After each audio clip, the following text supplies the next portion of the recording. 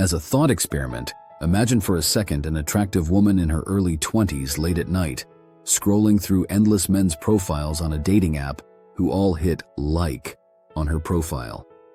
Thousands of mirror selfies, fishing trips, cookie-cutter broccoli fade haircuts, jawline accentuating facial hair, performative social lives, and attempts to fit the mold of the archetypal successful Chad. She genuinely finds 90% of them unattractive. Most of them are either too short, too ugly, balding, not fit enough, or low status. Some look like they're too nice, lacing in masculinity. Some are too performative, and most of their pictures aren't good enough. Perhaps she comes across one guy who seems promising, but then she sees a hunting picture. She hates guns and she loves animals, so she rejects him too. Why should she believe the image he is projecting? Are other women even interested in this guy? Is he truly desirable, or is it all just fake? If she gives him a chance, will she get hurt again? Then there is the very tiny pool of men, around 1 to 4%, whom she, along with practically all the other female users statistically and hypergamously, does swipe right on. The app instantly lets her know that she matches with each of them. Swipe. It's a match. Swipe. It's a match. Swipe. It's a match. Over time, this seemingly endless flow of romantic and sexual validation from men across the mating value spectrum begins to shape her self-perception. She feels like a 10 out of 10 queen, so why can't she find love? Welcome to Prime Male Evolution, where we cut through the illusions of modern life to reveal the raw truths that empower you to reclaim control. Today, we're exposing the hidden forces sabotaging your search for genuine connection in this hyper-connected world, a paradox in which technology promises unlimited choice but delivers unprecedented isolation, where the very tools supposedly meant to bring us together exploit ancient instincts wired into our brains over hundreds of thousands of years. What should be a natural pursuit of partnership turns into a cycle of addiction, dissatisfaction, and quiet despair that too many men in their 30s, 40s, and 50s are enduring in silence. We'll get to the men's side of things, but let's for a moment get back to the scenario we just imagined, where the highly attractive woman in her early 20s is swiping endlessly. Why should she lower her standards to some normal man who makes $60K a year, drives a Hyundai, and likes fishing? Her inbox is full of DMs from men with blue check marks, sports cars, and abs, so why should she settle for normal? Each guy's profile she has matched with is more polished and perfect than the last. A globe-trotting entrepreneur with chiseled abs, a venture capitalist posing on a yacht, a surgeon flashing a smile from the peaks of the Swiss Alps. And yet, despite this digital feast of endless options, she feels an inexplicable emptiness, a growing frustration that no match ever quite satisfies. Seemingly every man she swipes on is a match, and her inbox is full of hundreds of generic openers and heart-eye emojis from an army of fish holders. Every time she did meet up with one of the highly attractive men she matched with, he turned out to be a player who didn't want to commit. She's starting to think that all men truly want is her body. Each failed attempt at pair bonding leaves her more and more jaded and drained. Each attempt at converting her sexuality into a committed relationship, each failed encounter, is making her lose faith in love. Does love even exist? This isn't what they showed in the TV shows and movies she grew up watching. It's leaving her wondering if the game itself is stacked against her, designed not to connect, but to consume her time, her energy, and her hope. For a highly attractive, but naive and inexperienced woman in her late teens, stepping onto a dating app is like unleashing a digital avalanche. She logs in, and within hours her phone vibrates relentlessly as thousands of likes flood in, notifications stacking up like an endless ticker tape of male desperation, each one accompanied by the same predictable barrage of generic direct messages. A lazy "hi" here, a string of heart-eye emojis there, a blunt "you're beautiful," or "hey gorgeous," from yet another shirtless guy clutching a dead fish in his profile pic. His bathroom mirror selfie screams mediocrity, while he imagines this opener will stand out in the sea of identical thirst. At first, it might stroke her ego, this overwhelming validation confirming her peak desirability. But soon, the sheer volume of sexually fueled attention turns intoxicating into suffocating. The repetition numbs her to genuine excitement as she scrolls through an ocean of low-effort advances from men who blend into one faceless horde. It's leaving her feeling paradoxically isolated amid the attention, wondering if anyone sees her as more than a body, while her standards skyrocket from the constant proof that she can command an army of orbiters with zero investment on her part. Now, let's talk about the men's side of the equation. For the average man, dipping into the dating app abyss, it's like shouting into a vast, echoing void where his voice dissipates without a trace. Profile meticulously crafted with thoughtful bios, genuine photos from hikes or hobbies, and a bio hinting at depth and stability.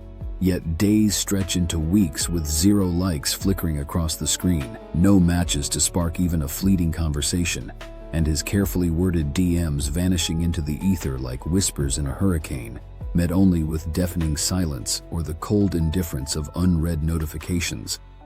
While women in their teens and 20s drown in an overwhelming tsunami of superficial attention that numbs their senses and inflates their expectations to godlike proportions, he faces the brutal flip side, an invisible wall of rejection that crushes his spirit, each refresh of the app reinforcing a soul-crushing narrative of unworthiness.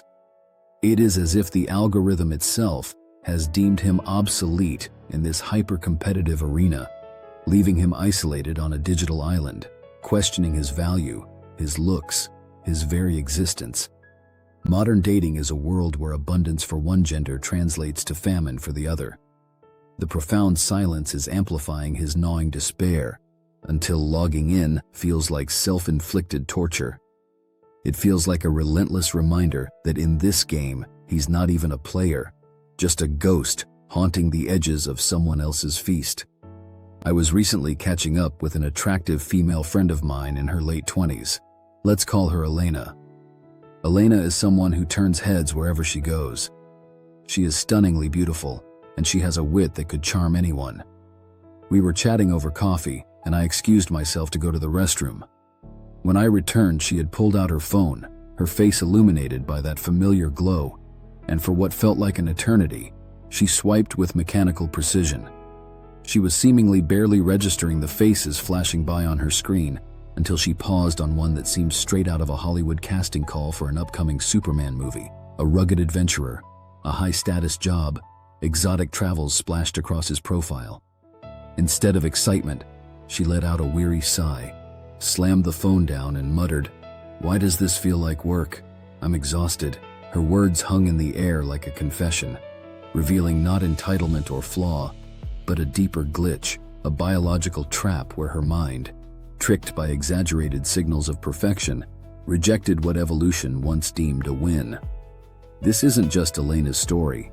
It's the epidemic plaguing millions of women, where the ache of modern dating stems from a profound evolutionary mismatch. In a mating system where selection is based solely on a curated set of photos, attractive women in their prime hold all the cards. If we were to compare this situation to the used car market, it would be like Ferraris and Bugattis compared to normal cars like Toyotas or Kias. Everybody wants to drive a Ferrari, but almost no one can afford one. Unfortunately, most Ferraris depreciate dramatically on the used car market after a certain period, but the cost of ownership remains sky-high even after the new car allure has long since vanished. Data shows that women's hypergamous wiring makes almost all of them go for the top 5% of guys on the apps. While this tiny pool of polygamous chads will happily sleep down with these average women, they're typically not willing to commit to any single woman as long as endless other options are available with the swipe of a thumb. For these men, the satisfaction of access to novelty, variety, and abundance in sexual options far outweighs the perceived benefits of a committed relationship. Their biological time constraints for reproduction and starting a family are very different from those of women in their 20s. It is very common for highly attractive and successful men in their late 30s and 40s to settle in relationships with women in their mid-20s. The reverse scenario, where a woman in her 40s settles in a relationship with a man in his 20s, almost never happens. As a result of this hypergamy on steroids situation, 80–90% of men are almost entirely left out of the digital mating pool, and women, gassed up by an inflated image of their dating market value on social media and the barrage of male attention on the apps, can't understand why the chads won't commit to them. Their Stone Age brains are struggling to process a world of infinite digital abundance that our ancestors could never have imagined, a world where the constraints of small tribes and face-to-face interactions have been obliterated, replaced by apps that flood us with options, amplifying loneliness even as they claim to cure it. Surveys are now showing that over half of single people, both men and women, feel more isolated after using dating apps, and a third admit these platforms fuel their deepest insecurities, turning what should be liberation into a psychological prison. At the heart of this chaos lie two critical concepts that explain why so many promising connections fizzle into frustration. First, the evolutionary mismatch, where our brains, finely tuned for survival in harsh, unpredictable environments of small groups no larger than 150 souls, now grapple with mating scenarios never before encountered in human history. The novel phenomenon is the shift from women historically evaluating a handful of known tribesmen to sifting through millions of curated illusions. Throughout human history, marriages were often arranged for practical or economic reasons. The pairing was not a result of the woman having the illusion of freely choosing from thousands of suitors. This artificial globalized mating pool is overwhelming their systems and breeding chronic discontent. Why commit to an average local fish holder with an average job when a celebrity athlete or actor just sent you a DM asking you to fly out to some exotic location for the weekend? What if this Chad is different? What if this one is genuinely looking for more than a hookup? Compounding this is the supernormal stimulus, those exaggerated mimics of natural cues that hijack women's instincts, eliciting responses far stronger than reality ever could. It is like animals duped into preferring oversized fakes over the genuine article because bigger, brighter, or bolder screams better to their wired brains. Dating profiles optimized with AI filters, angles, and bios that amplify traits of status, youth, and vitality, creating digital avatars so idealized they make flesh and blood people seem dull by comparison. The mismatch is provoking that endless swipe in search of the next dopamine-driven high, even as it erodes their ability to appreciate their real life. To grasp why this hits women harder and leaves men paying the price, we must confront parental investment theory, the biological reality that shapes our differing strategies in love and lust. For women, reproduction demands an enormous upfront cost: 9 months of gestation, the perils of childbirth, years of nurturing, making them inherently selective, wired to seek mates who promise resources, protection, and stability to safeguard their high-stakes investment. Men, in contrast, have minimal biological commitment. We are evolved to compete aggressively and pursue opportunities broadly, maximizing our genetic spread in a world of variance and uncertainty. By sleeping with multiple fertile-aged women, we maximize our chances for the continuation of our bloodline. This asymmetry between men's and women's innate mating strategies is the foundation of the concept of mate value, often talked about as sexual market value, SMV. Mate value is that subconscious scorecard we all run in every intersexual interaction, aggregating signals of age, fertility, health, intelligence, status, and character to gauge viability. We are often comparing the perceived SMV of a potential partner to our own perceived worth, and in women, it fuels their hypergamy. Hypergamy in this context is not the vilified modern trope, but a neutral, adaptive drive where women, across cultures, tend to seek partners of equal or superior mate value. This was an ancient survival imperative in ancestral times to ensure offspring thrived amid threats. But now, in a global app arena, it morphs into a monster, as women's innate selectivity collides with a parade of highly curated top-tier profiles. This mismatch between their ancient wiring and the novel artificial dating market is inflating expectations to unattainable heights and rendering solid, real men invisible or inadequate. Dating apps don't just facilitate this, they weaponize it, crafting supernormal profiles that exaggerate evolutionary triggers, From filtered faces evoking peak youth to bios boasting elite achievements, overwhelming our brain's mate detection circuits and resetting baselines so that ordinary encounters feel lackluster. The platforms themselves are optimized for profit over pairings. They deploy gamified tricks like infinite scrolls, timed matches, and dopamine-dripping notifications to keep users hooked. The algorithm is purposefully delaying the user's pair bonding success to extract subscriptions, ad revenue, and data, turning their quest for companionship into a perpetual revenue stream. Neuroimaging backs this up, showing how digital compulsions mirror substance addictions, activating the same reward pathways in the limbic system, the amygdala and ventral striatum, as cocaine or gambling. Prolonged exposure can lead to tolerance, reduced gray matter in habit-forming regions like the caudate nucleus, and downregulated responses in the putamen.